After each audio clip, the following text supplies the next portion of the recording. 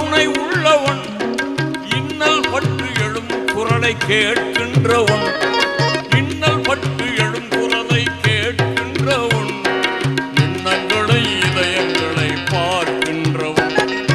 இறைவனிடம் கையேந்துங்கள், அவன் இல்லை என்று சொல்வதில்லை. பொறுமையுடன் கேட்டு பாருங்கள், பொறுமையுடன் கேட்டு பாருங்கள், அவன் பொற்கிஷத்தை மூடுவதில்லை.